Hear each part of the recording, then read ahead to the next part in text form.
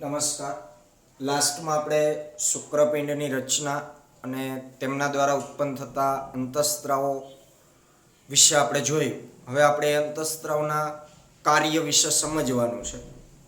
તો શુક્રપિંડની રચનામાં આવેલ જે લેડિંગ કોષો છે, જેને આપણે આંતરાલીય કોષો પણ કહીએ છીએ, એના દ્વારા એન્ડ્રોજન્સ સમૂહના અંતઃસ્ત્રાવો છે ઉત્પન્ન થાય છે, જેમાંનો મુખ્ય નરજાતીય અંતઃસ્ત્રાવ ટેસ્ટોસ્ટેરોન. આ મુખ્ય નરજાતીય અંતઃસ્ત્રાવ છે એવું આપણે સમજ્યા. હવે આપણે આ એન્ડ્રોજન્સના કાર્યો વિશે સમજવાનું છે.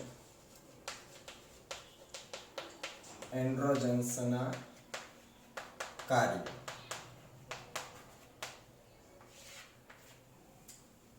તો આ જે એન્ડ્રોજન્સ છે કે જે નરજાતીય અંતઃસ્ત્રાવો છે, એ નરના સહાયક પ્રજનન અંગો, નરના સહાયક પ્રજનન અંગો જેવા કે અધિવૃષણ નલિકા, શુક્રવાહિની, શુક્રાશય, અધિવૃષણ નલિકા, શુક્રવાહિની, શુક્રાશય, એ સિવાય પ્રોસ્ટેટ ગ્રંથિ. આ જે બધા નામ આવ્યા એ બધા સહાયક પ્રજનન અંગો છે, જેનો આપણે સવિસ્તાર અભ્યાસ છે એ ધોરણ 12 ની અંદર ત્રીજું ચેપ્ટર જે છે માનવ પ્રજનન, એની અંદર આપણે એ બધા વિશે વિસ્તારથી સમજવાનું આવશે. તો આજે પ્રોસ્ટેટ ગ્રંથિ, એ સિવાય મૂત્રજનન માર્ગ, એ બધાનો વિકાસ કરવો અને મૂત્રજનન માર્ગનો વિકાસ, આવા કાર્ય સાથે એન્ડ્રોજન સંકળાયેલ છે. એની પરિપક્વતા અને કાર્યોનું એ નિયમન કરે છે. વિકાસ, પરિપક્વતા અને તેમના કાર્યોનું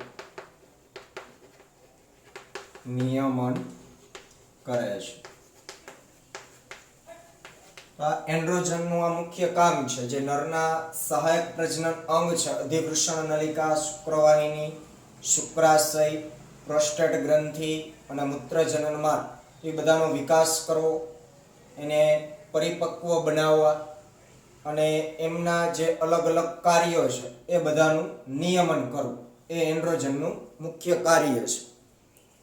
એ સિવાય આ અંતઃસ્ત્રાવો છે એ નરની અંદર સ્નાયુલ વૃદ્ધિ, ચહેરા અને શરીર પર વાળની વૃદ્ધિ, આ અંતઃસ્ત્રાવ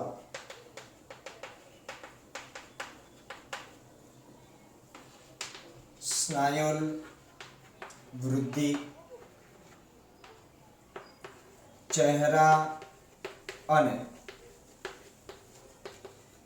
શરીર પર વાળની વૃદ્ધિ,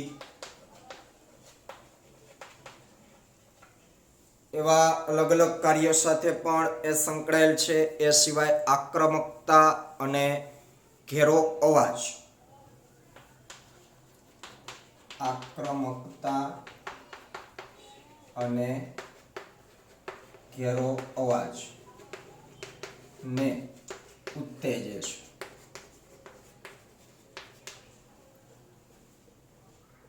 સ્નાયુ વૃદ્ધિ, બરોબર, ચહેરા અને શરીર પર વાળ, દાઢી મૂછ જે આપણે કહીએ. આક્રમકતા એટલે કે જે આમ ક્રોધભર્યો જે સ્વભાવ હોય પુરુષનો, અને ઘેરો અવાજ, આ બધા લક્ષણો કે જે એક નરના લક્ષણો છે, નરજાતીય લક્ષણ, એ નરજાતીય લક્ષણોને ઉત્તેજવાનું કામ પણ આ અંતઃસ્ત્રાવો થકી થતું હોય છે. એ સિવાય એન્ડ્રોજનનું એક બીજું મહત્વનું કાર્ય છે કે શુક્રપિંડની અંદર જે શુક્ર ઉત્પાદક નલિકાઓ હોય, જે આપણે રચનામાં ભણીએ કે જેના દ્વારા શુક્રકોષોનું નિર્માણ થતું, એ શુક્રકોષ નિર્માણની જે ક્રિયા છે એને કહેવાય શુક્રકોષ જનન. તો શુક્રકોષ જનનને અંતે શુક્રકોષોનું નિર્માણ થતું હોય. આ ક્રિયા પણ આપણે ત્રીજા ચેપ્ટરની અંદર ધોરણ 12 સાયન્સમાં ભણવાની થશે. શુક્રકોષ જનન અને અંડકોષ જનન, કે કઈ રીતે શુક્રકોષ બને છે, કઈ રીતે અંડકોષો બનતા હોય છે. શુક્રકોષ નિર્માણની જે ક્રિયા છે એમાં શુક્રકોષ પહેલાના જે કોષો બન્યા હોય એને પ્રશુક્રકોષ કહેવાય. આ પ્રશુક્રકોષમાંથી જ શુક્રકોષોનું નિર્માણ થતું હોય છે. તો એ પ્રશુક્રકોષ નિર્માણની જે પ્રક્રિયા છે એને પણ ઉત્તેજે છે એન્ડ્રોજન. શુક્રકોષ જનન ની ક્રિયાને ઉત્તેજે છે. આ એક અતિ મહત્વનું એનું કાર્ય કહી શકાય. એન્ડ્રોજન શુક્રકોષ જનનની ક્રિયા એટલે શુક્રકોષ નિર્માણની પ્રક્રિયા. પણ મેં કીધું એ પ્રમાણે શુક્રકોષ બને એ પહેલાનો જે કોષ હોય કે જેમાંથી શુક્રકોષ બન્યો છે એ કોષને આપણે પ્રશુક્રકોષ કહેશું. એટલે તમારી ટેક્સ્ટબુકમાં કૌંસમાં લખેલું છે પ્રશુક્રકોષનું નિર્માણ. એમાંથી જ શુક્રકોષ બનવાનો હોય. એટલે પ્રશુક્રકોષ જેમાંથી બને છે એ શુક્ર ઉત્પાદક નલિકાની અંદર આવેલ જે જનન અધિક્ષદીય કોષો, તો એ જનન અધિક્ષદીય કોષોનું અર્ધીકરણ થવાથી પ્રશુક્રકોષ બને. અને પ્રશુક્રકોષમાં પછી રચનાકીય ફેરફારો થઈ એના આકારમાં બદલાવ આવી અને શુક્રકોષ બનતા હોય છે. તો એ જનન અધિક્ષદ કોષમાંથી પ્રશુક્રકોષ બનવા સુધીની જે ક્રિયા છે એને શુક્રકોષ જનન કહેવાય. તો એ પ્રક્રિયાને આ અંતઃસ્ત્રાવ ઉત્તેજે છે. સાથે સાથે એન્ડ્રોજન છે મધ્યસ્થ ચેતાતંત્ર ઉપર પણ અસર કરે છે અને નરજાતીય મધ્યસ્થ ચેતાતંત્ર ઉપર અસર કરે છે અને નરજાતીય વર્તણૂક,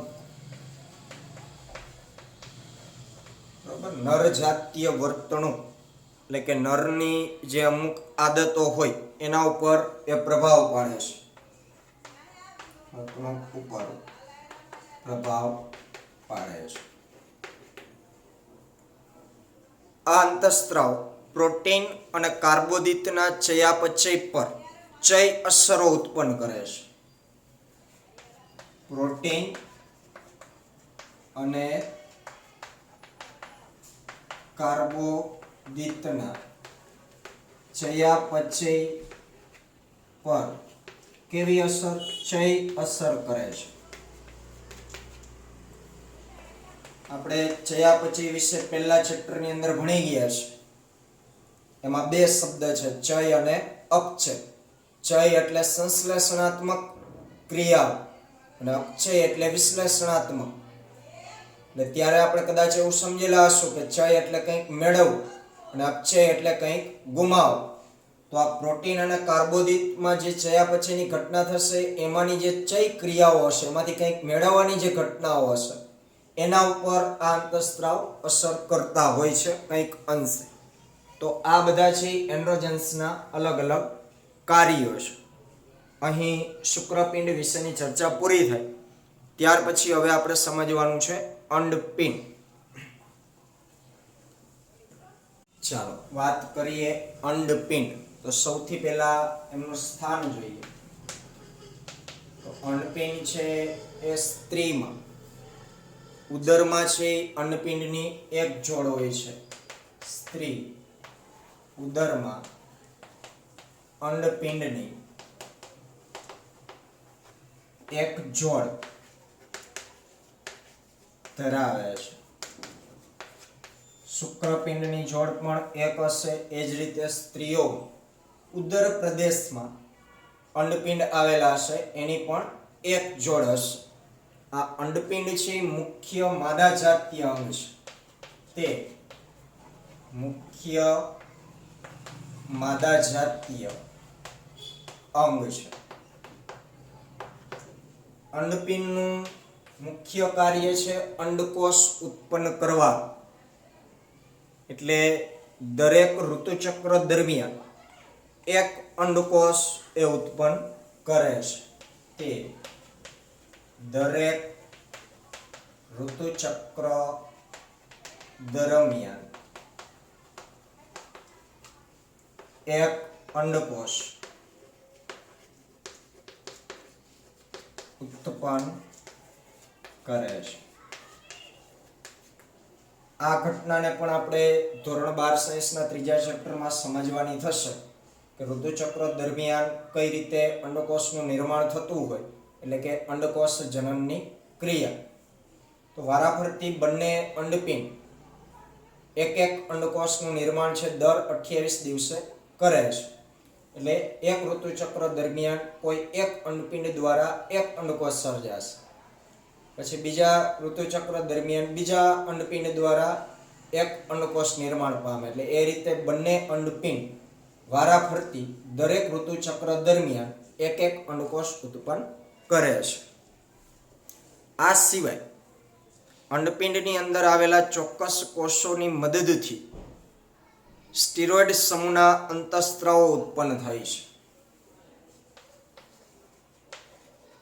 અંડપિંડ દ્વારા સ્ટેરોઇડ સમૂહના બે અંતઃસ્ત્રાવ જેવા કે ઇસ્ટ્રોજન અને પ્રોજેસ્ટેરોન ઉત્પન્ન થાય છે. આમ તો બીજા પણ અંતઃસ્ત્રાવો સર્જાતા હોય છે, પરંતુ એ માત્ર ગર્ભાવસ્થા સમયે જ. પણ મુખ્ય માદા જાતીય આ બે અંતઃસ્ત્રાવો છે, ઇસ્ટ્રોજન અને પ્રોજેસ્ટેરોન, કે જે અંડપિંડ દ્વારા ઉત્પન્ન કરવામાં આવે છે. એ સિવાયનો એક ત્રીજો અંતઃસ્ત્રાવ છે રિલેક્સિન, પણ એ ચોક્કસ સમયે જ સર્જાતો હોય છે, એટલે કે ગર્ભાવસ્થા સમયે જ. આ જે બંને અંતઃસ્ત્રાવો છે એ ચોક્કસ કાર્યો સાથે સંકળાયેલા હોય છે સ્ત્રીઓની અંદર. પરંતુ એ પહેલા અંડપિંડની જો આપણે આંતરિક રચનાની વાત કરીએ તો અંડપિંડ છે અંડપુટ્ટિકાઓ અને આધાર પેશીઓનું બનેલું હોય છે. અંડપિંડો એ અંડપુટ્ટિકાઓ અને આધાર પેશીઓના બનેલ છે. અંડપુટ્ટિકાઓ જે હશે એ અંડપુટ્ટિકાઓ છે એ અંડકોષના નિર્માણ સાથે સંકળાયેલી હોય છે. એટલે કે અંડપુટ્ટિકાઓની અંદર અંડકોષનું નિર્માણ થતું હોય છે. તો આ જ્યારે અંડપુટ્ટિકાઓનો વિકાસ થતો હોય ત્યારે એ અંડપુટ્ટિકાના કોષો દ્વારા ઇસ્ટ્રોજનનું છે એ સંશ્લેષણ અને સ્ત્રાવ થતો હોય. એટલે વિકાસ પામતી અંડપુટ્ટિકાઓ દ્વારા ઇસ્ટ્રોજનનું સંશ્લેષણ અને સ્ત્રાવ થાય છે. જ્યારે અંડપુટ્ટિકાઓનો વિકાસ થતો હોય ત્યારે જ અંડપુટ્ટિકાના કોષો દ્વારા ઇસ્ટ્રોજનનું સંશ્લેષણ એટલે કે ઇસ્ટ્રોજન ઉત્પન્ન થાય અને એનો સ્ત્રાવ થતો હોય. હવે જ્યારે અંડપુટ્ટિકાઓની અંદર અંડકોષ બની જાય અને આ વિકસિત અંડકોષનો જ્યારે ત્યાગ કરવામાં આવે અંડપિંડમાંથી અંડવાહિનીમાં, તો જ્યારે અંડપુટ્ટિકામાંથી એ અંડકોષ બહાર નીકળે, એ અંડપુટ્ટિકા બ્લાસ્ટ થાય અને એમાંથી અંડકોષ બહાર નીકળે, એ ઘટનાને અંડપાત કહેવાય, અંડકોષ મુક્ત થવાની ક્રિયા. અને આ અંડકોષ અંડપિંડમાંથી પછી ક્યાં વહન પામે? અંડવાહિની. તો એ જે ઘટના છે અંડપાતની, તો એ અંડપાત બાદ જે ઓલી અંડપુટિકા બ્લાસ્ટ થઈ ગઈ હશે, એટલે કે જે તૂટેલી પુટિકા હશે, એ તૂટેલ પુટિકાનું રૂપાંતરણ એક રચનામાં થઈ જાય, જેને કહેવાય કોપર્સ લ્યુટિયમ. આ કોપર્સ લ્યુટિયમમાંથી પછીથી પ્રોજેસ્ટેરોનનો સ્ત્રાવ થતો હોય છે. અંડપાત બાદ તૂટેલ પુટિકા જે રચનામાં રૂપાંતરિત થાય છે તેને શું કહેવાય? કોપર્સ લ્યુટિયમ કહે છે. આ પણ વિસ્તારથી આપણે 12 સાયન્સ ત્રીજા ચેપ્ટરમાં ભણવામાં આવશે કે અંડપાત બાદ જે પુટિકા છે એ તૂટી જાય છે, એ તૂટેલ પુટિકાનું રૂપાંતરણ શેમાં થઈ જાય છે? કોપર્સ લ્યુટિયમમાં. હવે આ જે કોપર્સ લ્યુટિયમ છે એ પ્રોજેસ્ટેરોનનો સ્ત્રાવ કરે છે, જે પ્રોજેસ્ટેરોનનો સ્ત્રાવ કરે છે. એટલે વિકસિત અથવા તો વિકાસ પામતી અંડપુટિકાઓમાંથી ઇસ્ટ્રોજનનો સ્ત્રાવ થાય અને કોપર્સ લ્યુટિયમમાંથી પ્રોજેસ્ટેરોનનો સ્ત્રાવ થતો હોય છે. તો આ એમની રચના અને એના અંતઃસ્ત્રાવ. હવે આપણે આ બંને અંતઃસ્ત્રાવોના કાર્યો વિશે સમજવાનું છે. તો સૌથી પહેલા આપણે એમના કાર્યો જોઈએ, ઇસ્ટ્રોજન અને પ્રોજેસ્ટેરોનના.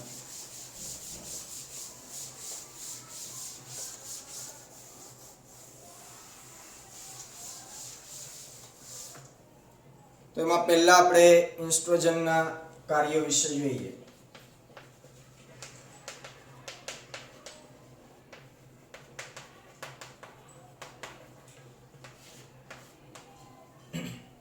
તો આ જે ઇસ્ટ્રોજન છે એ વૃદ્ધિને ઉત્તેજે છે, તેમજ માદા ગૌણજાતીય અંગોના કાર્યો તે વૃદ્ધિને ઉત્તેજે છે, તેમજ માદા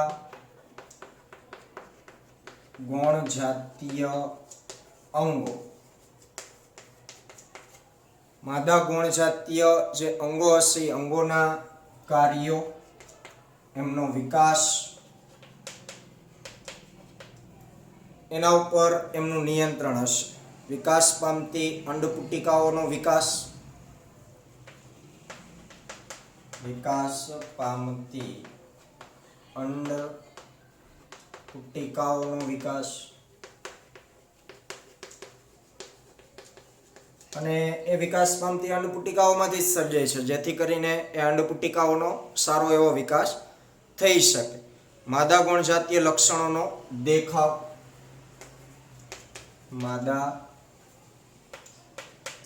ગૌણજાતીય લક્ષણોનો